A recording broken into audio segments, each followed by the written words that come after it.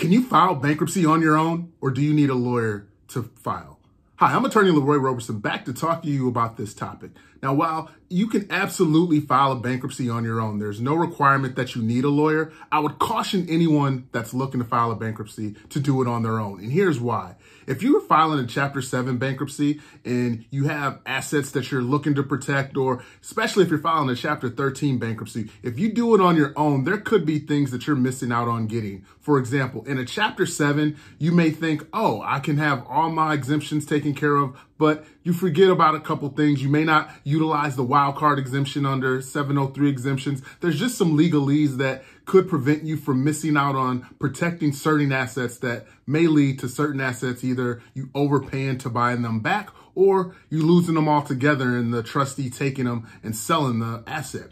In a Chapter 13, I think it's even more important to consider going with an attorney, because in a Chapter 13 bankruptcies, there's other advantages other than just repaying a debt and maybe stopping them from selling your home because of foreclosure. You're looking at things like maybe stripping a lien on a second mortgage, cramming down the value of a car to its actual value instead of what you owe on it. So there's a lot of other advantages to a Chapter 13 that if you're not savvy or don't have the legal expertise in pointing that stuff out and filing these motions, then you could lose out on those in a Chapter 13. And, you're just gonna lose out on getting advantages that you're paying for anyway. So why not take advantage of every opportunity you can get in the bankruptcy? And so that's why I would make sure to look it over and at least have a consultation with someone that's experienced. Even if it's not an attorney, maybe it's a friend of yours that just happens to have a bunch of bankruptcy expertise, but someone I would definitely talk to before filing that bankruptcy if you're considering doing it on your own.